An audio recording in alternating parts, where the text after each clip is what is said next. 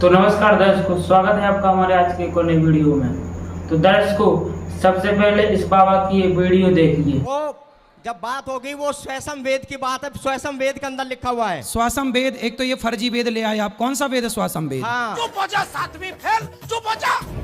ये 4 वेद होते हैं, सामवेद, ऋग्वेद, यजुर्वेद, अथर्ववेद। स्वासम वेद नहीं होता। आप कहाँ के ज्ञानी बाबा?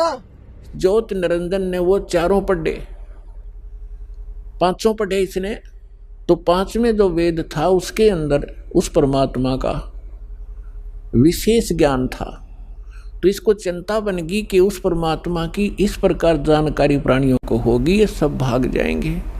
उसने 5वां वेद छुपा दिया और 4 वेद अपने पुत्र ब्रह्मा को दे दिए। सागर मंथन के समय अपनी श्वासों से छोड़ दिए और 5वां गुप्त कर लिया। तो दर्शकों, अब हम जानते हैं कि सूक्ष्म वेद का वेदों में प्रमाण है या नहीं। वेद प्रयोग के साथ देखिए संत रामपाल जी महाराज जी के एक सत्संग। काल भगवान ने एक चिंता बनी रहती है, काल भगवान को, ब्रह्म को, जिसके 21 ब्रह्मांड में हैं और उसमें से एक ब्रह्मांड में हम रह रहे हैं। उसको ये चिंता बनी रहती है कि यदि इन प्राणियों को यथार्थ ज्ञान हो गया उस परम पिता का, ये सभी भाग जाएंगे, तेरा लोक उजड़ जाएगा।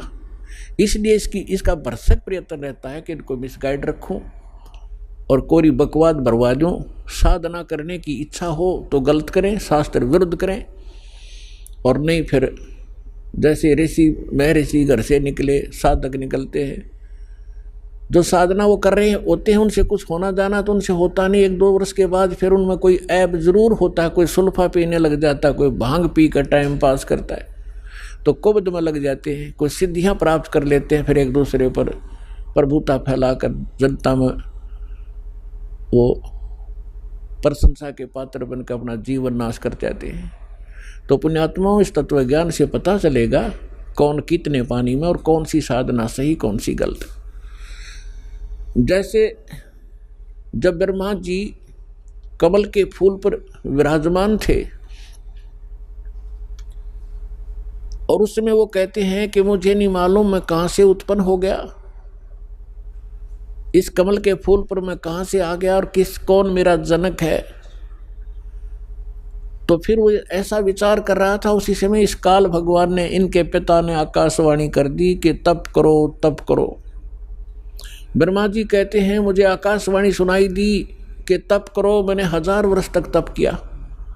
ये तप करवा कर सिद्धियां प्राप्त करवा लेता है, और जैसे बैटरी चार्ज कर ली तप करके, और फिर आगे फिर दूसरी बार फिर 1000 वर्ष जब तप कर लिया ब्रह्मा जी ने, फिर दूसरी आकाशवाणी कर दी कि सृष्टि करो।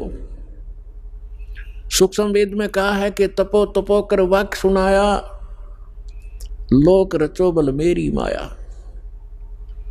पहले तो कहा तप करो, तप करो। जब तप कर लिया, जब कहा कि सृष्टि रचो, तो ब्रह्मा जी ने उस आकाशवाणी जो काल ब्रह्म की थी उसको पूर्ण परमात्मा की मान ली, क्योंकि इनको पता था नहीं कख भी कौन भगवान है, कैसा है। आज तक इनको परमात्मा का कोई साक्षात्कार नहीं हो लिया है। वेदों से तो ओम नाम ले लिया इन्होंने, और ब्रह्मा जी ही इस सृष्टि के अंदर, काल सृष्टि में सबसे बड़े विद्वान माने जाते हैं और उन्हीं को वेदों का ज्ञाता माना जाता है।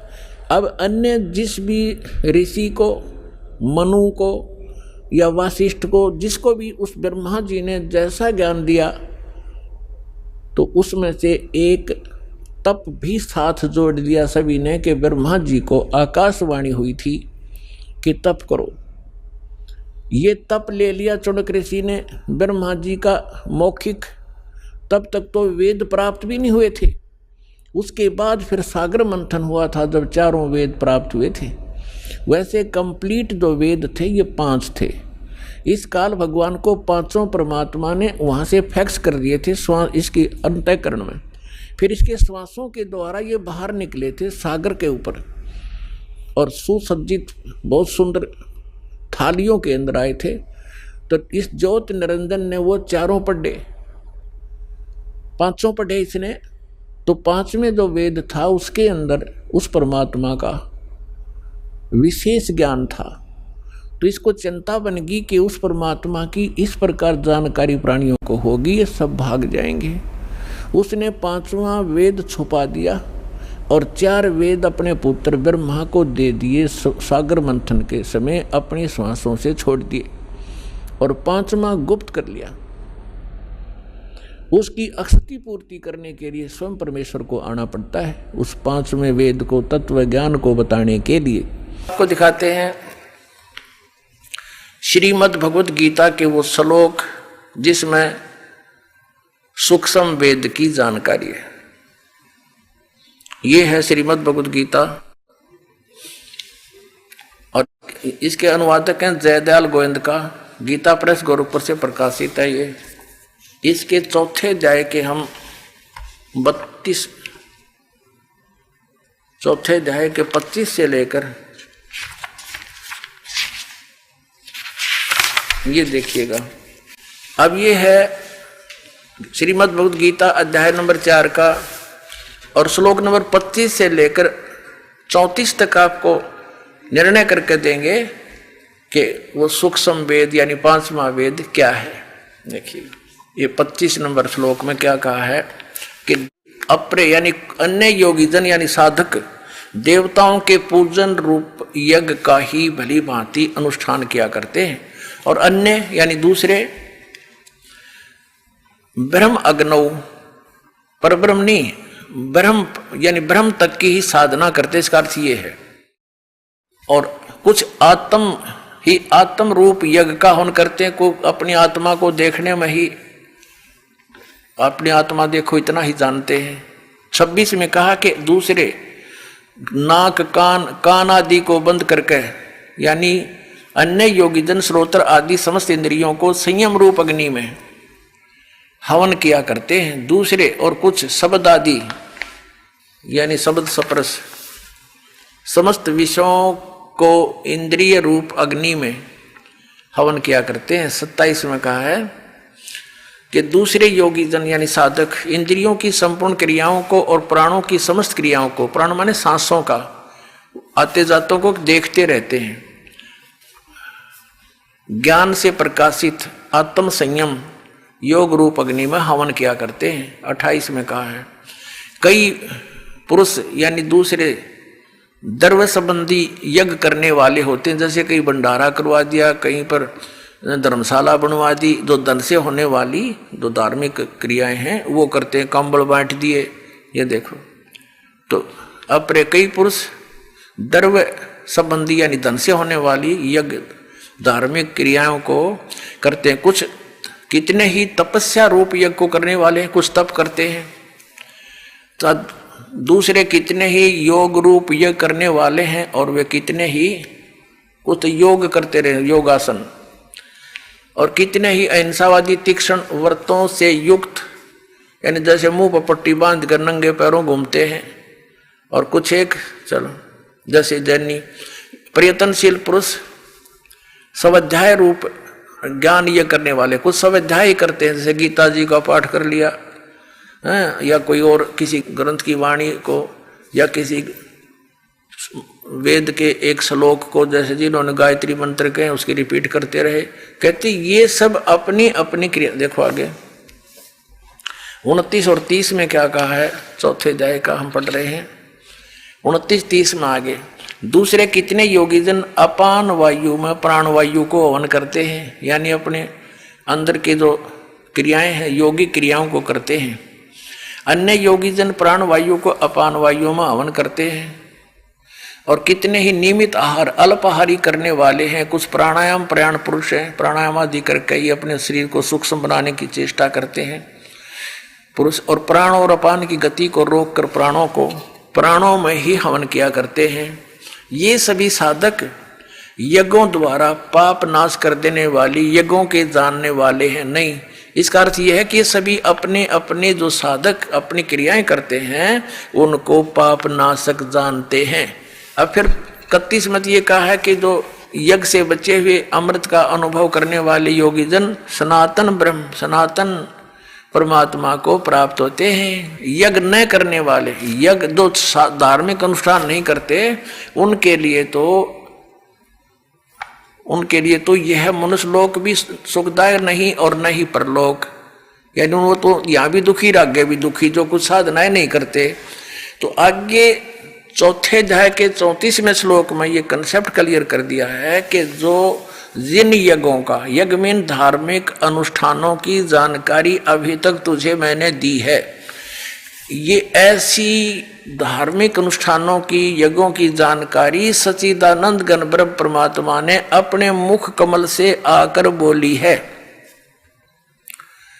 वो सच्चिदानंद घन ब्रह्म की वाणी कहलाती है। उसके अंदर वो सूक्ष्म वेद है, वो तत्व ज्ञान है, उसके अंदर वो विस्तार के साथ कही गई है। और उनको चौथे अध्याय के 34वें श्लोक में कहा कि वो तत्व ज्ञान है जो सच्चिदानंद घन ब्रह्म के मुख से बोला गया। 5वां वेद है, सूक्ष्म वेद है, उसको तो तत्वदर्शी संत ही जानेंगे जो उस वाणी से परिचित है। अब देखिएगा अध्याय नंबर 4 का और श्लोक नंबर 32 में है। इस प्रकार और भी बहुत तरह के, एवं माने इस प्रकार बहुत तरह के यज्ञ, यहां इन्होंने अनुवाद गलत कर दिया, ब्रह्मण मुखे का अर्थ कर दिया वेद की वाणी। वेद की वाणी तो ये गीता में बोली ही जा रही है, ये लिखना था ब्रह्मण माने सच्चिदानंद घन ब्रह्म की वाणी में विस्तार के साथ कहे गए हैं।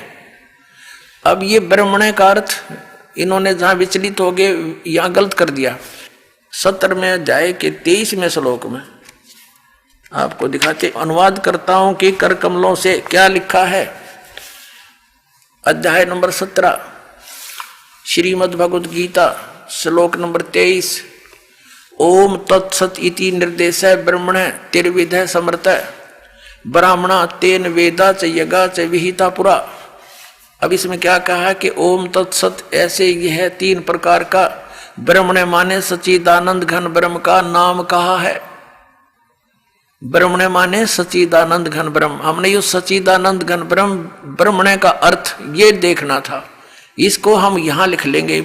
अब हम फिर आगे चौथे अध्याय के 32वें श्लोक पर, ये 32वां श्लोक है, इसमें ये ब्रह्मण मुखे शब्द है, ब्रह्मण मुखे। यहां लिखा है कि और भी बहुत प्रकार के यज्ञ, धार्मिक अनुष्ठान, ब्रह्मण का अर्थ लिख दे या सच्चिदानंद घन ब्रह्म की मुखे माने मुख कमल से उच्चरित वाणी में, खुद बोली हुई वाणी में, जो 5वां वेद है सूक्ष्म वेद में विस्तार से कहे गए हैं, उन सब को तू कर्म जान, मन इंद्री और क्रियाओं, शारीरिक क्रियाओं द्वारा संपन्न होने वाले जान। यानी वो ऐसी विधि है जो काम करते करते, वो ऐसी विधि वर्णित है उसमें 5वें वेद में सूक्ष्म वेद में कि काम करते करते नाम उठत नाम बैठत नाम सोवत जागवे, नाम खाते नाम पीते नाम से ती लागवे।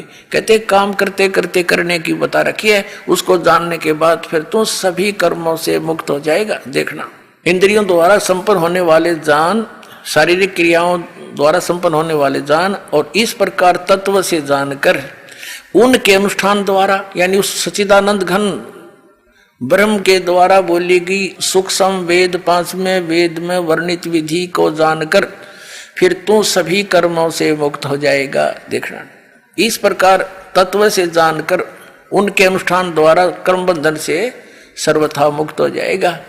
अब 33 में क्या बताया है, चौथे अध्याय का 33वां, इसमें यह कहा कि हे परंतम अर्जुन, द्रव्यमय यज्ञ की अपेक्षा ज्ञान यज्ञ अत्यंत श्रेष्ठ है। अब द्रव्यमय यज्ञ का अर्थ है, कहते हैं जैसे द्रव्यमय यज्ञ की अपेक्षा ज्ञान यज्ञ श्रेष्ठ है, जैसे बगैर ज्ञान के, तत्व ज्ञान हुए बिना अपनी मनमाने आचरण के आधार से कोई तो भंडारे कर देता है और कोई कहीं धर्मशाला बनवा देता है, कोई मंदिर बनवा देता है, कहीं कोई कंबल बांट रहा है। कहते हैं ये द्रव्यमय यज्ञ से की अपेक्षा, यानी आंख मीच के अंधाधुंध की ये दान करने की अपेक्षा आप पहले तत्व ज्ञान को समझ, और तत्व ज्ञान को समझकर फिर उस सतगुरु संत के बताए अनुसार साधना कर। उस तत्व ज्ञान में बताया जाता है कि गुरु बिन माला फेरते, गुरु बिन देते दान, गुरु बिन दोनों निष्फल हैं, चाहे पूछो वेद पुराण।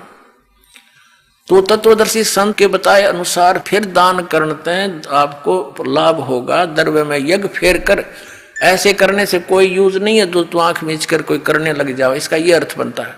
देखिएगा, अब हम चौथे अध्याय का 33वां श्लोक पढ़ रहे हैं। हे परंतम अर्जुन, द्रव्य में यज्ञ की अपेक्षा ज्ञान यज्ञ अत्यंत श्रेष्ठ है, और यावन मात्र संपूर्ण कर्म ज्ञान में समाप्त हो जाते हैं। ये जिस तरह के तू मनमाना आचरण कर रहा है, ये डले ढो रहा है, ये सब कर्म तेरे बंद हो जाएंगे, खत्म हो जाएंगे, और फिर शास्त्र अनुकूल साधना तेरी प्रारंभ हो जाएगी। वो तत्व ज्ञान को समझ, यानी वो ज्ञान यज्ञ श्रेष्ठ है।